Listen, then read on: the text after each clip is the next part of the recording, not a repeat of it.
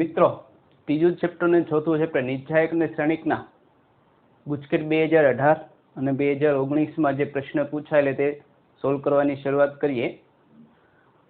તો નિર્ણાયક અને શ્રેણિક બંનેને લઈ લઈશું. બંનેનાથી મિનિમમ 5 થી 6 પ્રશ્ન પૂછાય છે અને આ બંને ચેપ્ટર JEE વાઇઝ પણ કોમન યુનિટ છે. ડિટર્મિનન્ટ એન્ડ મેટ્રિક્સ JEE પણ કન્ફર્મલી મિનિમમ એક પ્રશ્ન આવે, એકથી વધારે આવે છે અને એમાં તો લગભગ એક મેથડ પણ ફિક્સ જ છે કે ત્રિચલ સુરેખ સમીકરણ. પણ અહીંયા આપણે ગુજકેટ 2018 જે પ્રશ્ન પૂછાયેલા તેની શરૂઆત કરીએ તો પહેલો પ્રશ્ન કંઈક આવો છે કે x4 + y4 + z4 બરાબર 0 હોય તો નિર્ણાયકનું મૂલ્ય. ડિટર્મિનન્ટના પ્રશ્નમાં 80% દાખલા શોર્ટ ટ્રિકથી થશે. આ ચેપ્ટર તમે ગુજરાત બોર્ડ લેવલે ઘણું ઈઝી પડે, પણ MCQમાં જો તમે વ્યવસ્થિત પ્રેક્ટિસ ન કરી તો 100% અટવાવશે તમને. કેમ કે જેટલી વસ્તુ ઈઝી એટલી જ એને કઠિન બનાવી શકાય. જે ટફ હોય છે એમાં કોઈ ટફ બનાવવાનું નથી. બીજું તમને આ વસ્તુમાં એવું છે કે એકદમ ઈઝીલી આવે તો લાસ્ટ પ્રાયોરિટીના દાખલા થશે. જેમ અગાઉ આપણે ડિસ્કસ કર્યું કે અમુક પ્રશ્નો છોડી દેવાના, એમાં ખબર ન પડે તો બહુ ટ્રાય નહીં મારતા, કેમ કે સમય બગાડશે તમારો. તો શું કહેવા માંગે તે જોઈ. રકમ એવી આપી છે કે x4 + y4 + z4 બરાબર 0. તો કેટલા થાય? સીધું સાદું રૂપ આપો તો અમે 4 ઘાત કોઈ મળે એવું લાગતું નથી, પણ એ ટ્રીક વાળો દાખલો છે. મેઇન ટ્રીક એ છે કે શું, તો અહીંયા આપવું છે x4 + y4 + z4. મેઇન આ વસ્તુ છે. એવી 3 સંખ્યા છે જે બેકી ઘાત છે, 3 ધન સંખ્યાનો સરવાળો 0 થાય છે. આવું ક્યારે બને? 3 ધન અને સરવાળો 0 કોઈ પણ સંજોગોમાં ન બને. સરવાળો 0 હોય, ધારો કે 2 લઈ લો, આ 3 લઈ લો, તો ત્રીજી મારે -5 લેવી પડે તો જ સરવાળો 0 થાય. અથવા ધારો કે 7 લઈ લો, ત્રીજી સંખ્યા મેં 9 લીધી તો -16 હોય તો જ આ સરવાળો 0 થયો હોય. અહીંયા લીધા વિના સરવાળો 0 થાય, એનો મતલબ કે આઈડેન્ટિકલી બધા 0 થાય. એટલે x પણ પોતે 0 છે, y પણ 0 હોય, z પણ 0 હોય તો જ ઉપરનું વિધાન શક્ય બને. બીજું x, y, z belongs to R છે. એટલે વાસ્તવિક સંખ્યા, કાલ્પનિક સંખ્યા લ્યો તો 4 ઘાતમાં તો સેટ ન થાય, 2 ઘાતમાં સેટ થાય કે અહીં તમે ધારી શકો. પણ બેકી ઘાત છે એનો મતલબ કે અહીંયા શું હોય, અહીં x બરાબર 0,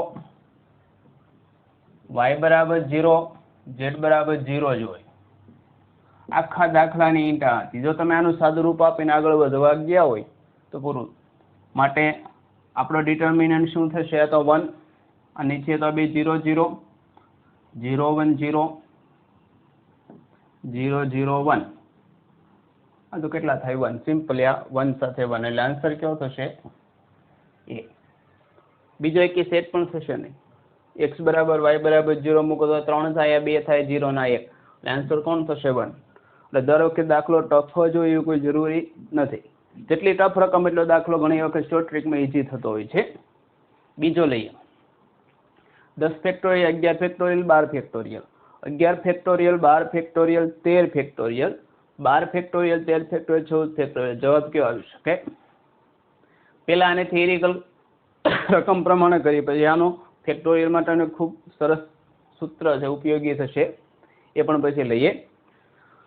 તો આમાં જો સાદું રૂપ આપું છું તો પહેલી રોમાંથી 10 ફેક્ટોરિયલ, બીજામાંથી 11 ને ત્રીજામાંથી 12 ફેક્ટોરિયલ કોમન આવશે. પહેલામાંથી 10 ફેક્ટોરિયલ, બીજામાંથી 11, ત્રીજામાંથી 12 ફેક્ટોરિયલ કોમન કાઢ્યા છે.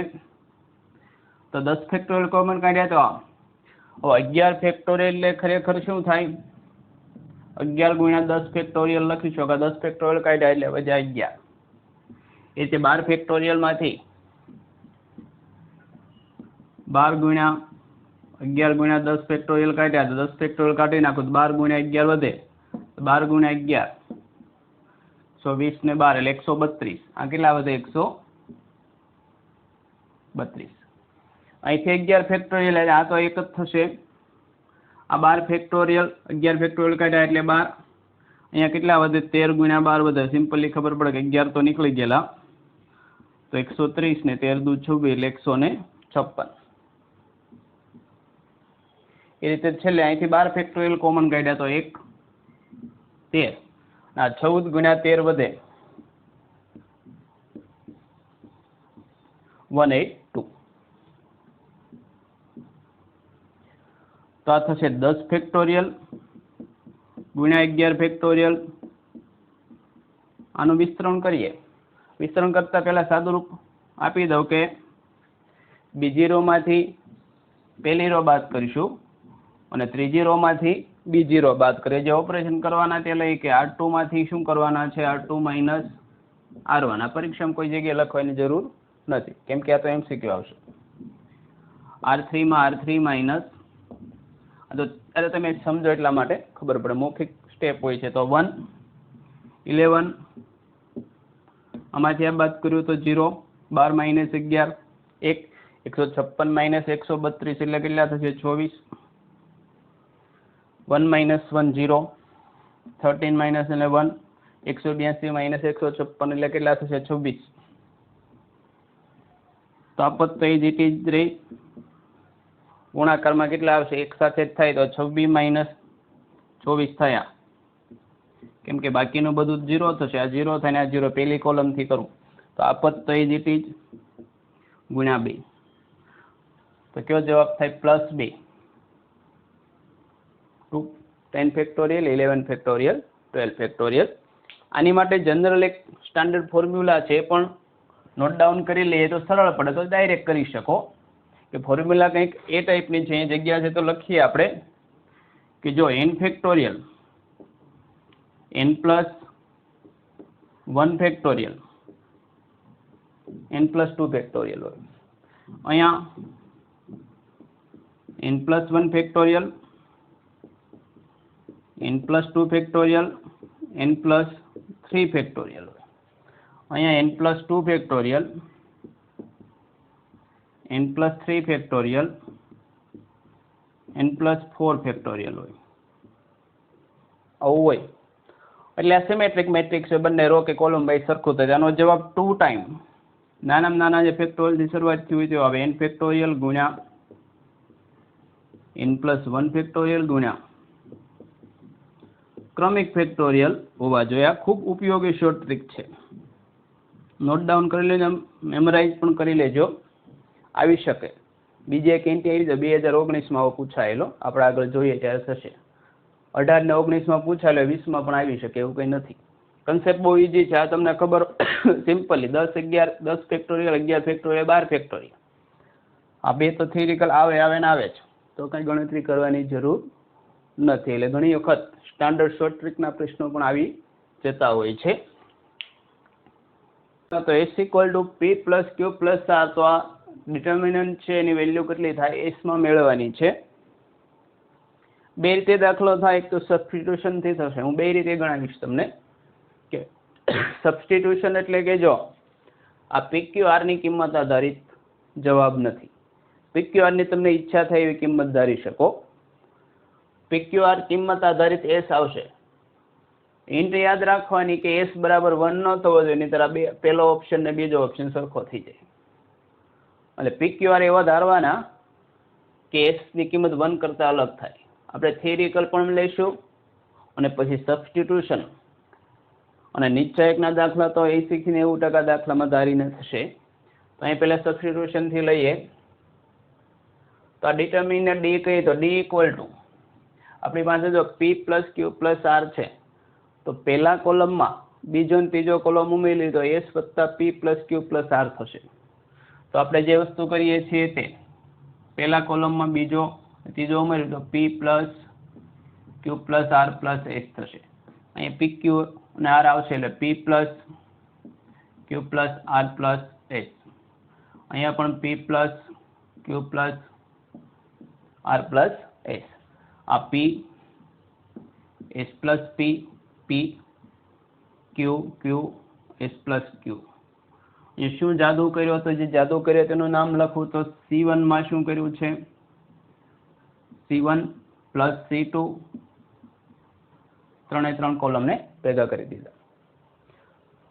પહેલા કોલમમાંથી P plus Q plus R common લઈ લઉં છું, તો P plus Q plus R plus S common લીધા પહેલા કોલમમાં. અહીં બધું 1 1 1 P એસ પ્લસ પી, પી ક્યુ ક્યુ,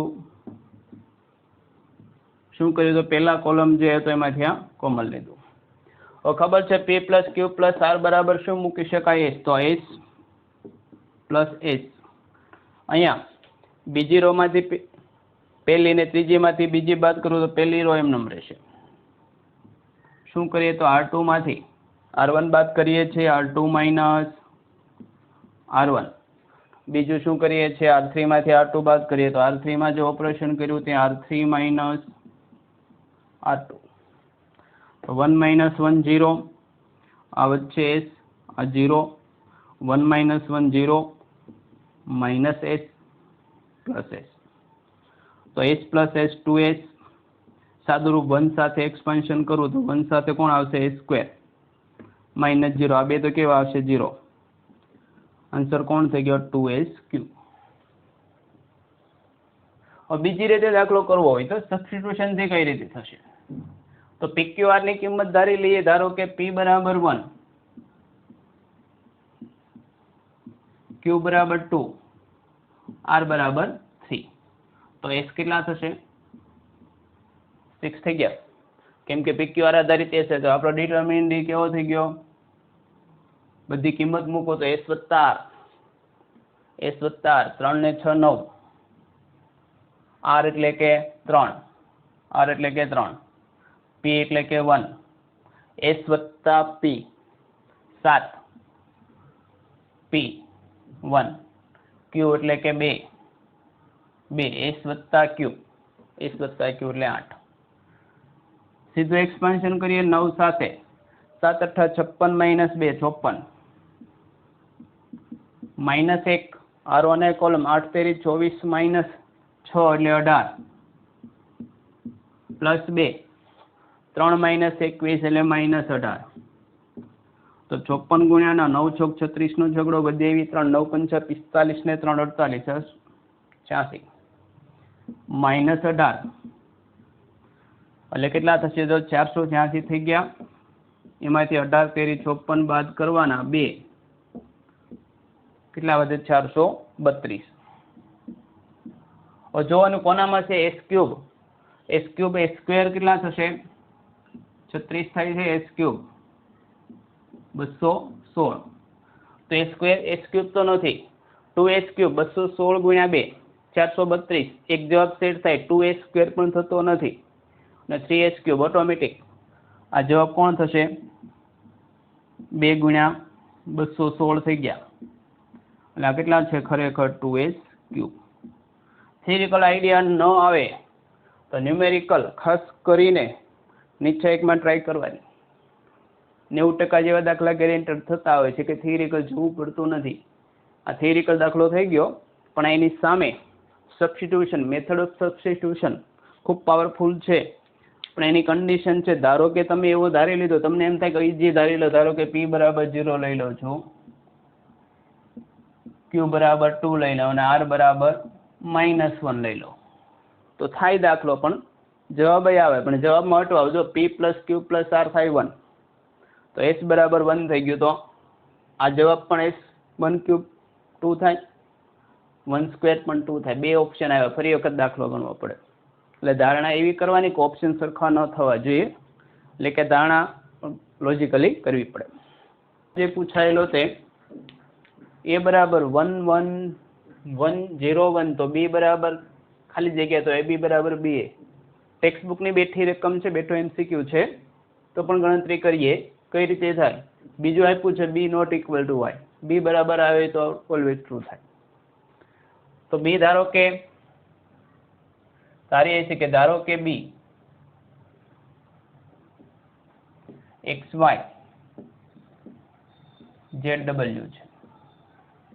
આવો ધારીએ છે, એમાંથી કોઈ રિલેશન મળતો હશે તો AB બરાબર BA આપેલું છે. AB બરાબર BA છે તો AB એટલે કે 1 0 1 1 into B XZYW is equal to BA. B પેલા લખીએ તો XY ZW ઇન્ટુ A 1011 આપણને કન્ડિશન આપેલી છે. ગુણાકાર કહીએ, રો બાય કોલમ વાઇઝ કરીશું. તો પહેલો ઘટક x પ્લસ ઝેડ, બીજો y પ્લસ ડબલ્યુ, ત્રીજો થશે 0 પ્લસ ઝેડ એટલે કે ઝેડ, ચોથો 0 પ્લસ ડબલ્યુ એટલે ડબલ્યુ. તો x વત્તા 0 એટલે x, x plus y, z plus W એટલે કે z, z into z plus W. બે મેટ્રિક્સ સરખા હોય તેની બધી એન્ટ્રી સરખી થાય તો સરખામણી કરો તો x પ્લસ ઝેડ બરાબર x પેલું ઘટક, બીજું y પ્લસ ડબલ્યુ બરાબર x પ્લસ y, z બરાબર જે સરખામણી કરવાનો અર્થનો ચિહ્ન છેલ્લો w બરાબર z પ્લસ ડબલ્યુ. જે સિમ્પ્લિફિકેશન મળે આના પરથી એવું થઈ ગયું કે z બરાબર 0. એક વસ્તુ એવી થઈ ગઈ કે z બરાબર 0. તો આ જે પદ છે 0 આપણે જવાબ a અથવા b હોઈ શકે. એક c ને d નીકળી ગયા, અહીંથી જ ખબર પડી. આના પરથી x બરાબર w, આના પરથી z બરાબર 0 મળ્યું. x ને w સરખા થાય તો આમાં મૂકીએ, અને એક આપ્યું તો એકમાં મૂકીએ. એક પરથી b કેટલા થવા જોઈએ? તો x y z બરાબર 0 અને w બરાબર x મૂકી શકો તો આપણો જવાબ. બહુ ઈઝી છે, ટેક્સ્ટ બુકનો જ બેઠો પ્રશ્ન છે. xy 0 0 x. એ બરાબર આ સ્વરૂપે આપ્યો તો a ક્યુબ, એટલે નવું કાંઈ નથી, 3 વખત ગણતરી કરવાની. પણ પ્રોબ્લેમ એ છે કે એમાં લાવવાનો છે. તો એક વસ્તુ સિમ્પ્લિફિકેશન, તો એનું સાદું રૂપ મળી શકે. તો આમાંથી જો હું 3 કોમન કાઢી નાખો, બધામાંથી કોમન આવશે તો કેટલા થાય? 1 1 1 1 1 1, એટલે a એટલે 3 ઇન્ટુ આ 1 1 1 મેટ્રિક્સ. તો પહેલા a સ્ક્વેર મેળવીએ, ત્યારબાદ a ક્યુબ. તો a square equal to a into a. બે વખત એ લઈશું, 3 ગુણ્યા 3 એટલે 9 આવશે. મેટ્રિક્સનો પોતાની સાથે જ ગુણાકાર, એટલે 1 1 1 1 1 1 એની સાથે 1 1 1, કારણ કે બે વખત 3 હતા એ આપણે અહીં લઈ લીધા છે. તો 9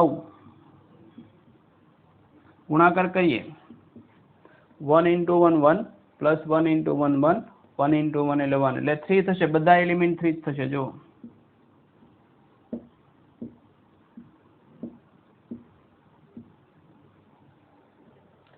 તો આ થઈ ગયું a સ્ક્વેર, એટલે કેટલું? આ પદ આવી ગયું, a આવી ગયું, એટલે a સ્ક્વેર બરાબર કેટલું આવ્યું? 9a, કારણ કે a બરાબર આ પદ હતું. અગેન હવે a ક્યુબ લઈએ, a ક્યુબ એટલે કેટલા થાય? a square into a, 9a into a square બરાબર કેટલા મળ્યા છે? 9a મળ્યા છે. એ આપણે અહીંયા ઉપયોગ કર્યો a સ્ક્વેરની કિંમત. અગેન આ બંનેનો ગુણાકાર કરીશ તો કેટલા થાય? 9a square. અને અગેન a સ્ક્વેરની કિંમત મૂકી દઈએ. આ 9 ના 9, આ a સ્ક્વેર એટલે કેટલા મૂકી શકાય? 9a. તો 9 ગુણ્યા 9 કેટલા થાય? 81. એટલે સાદુરૂપ કોણ થશે? એટલે સાદુરૂપ એ સ્વરૂપે લાવવાનું હતું, પણ આ સ્વરૂપે તો 3 વખત ગુણાકાર કરવો કોમ્પ્લિકેટેડ, એટલે બહુ ઇઝીલી ગુણાકાર આવી ગયો. એટલે કેટલા થાય છે? 81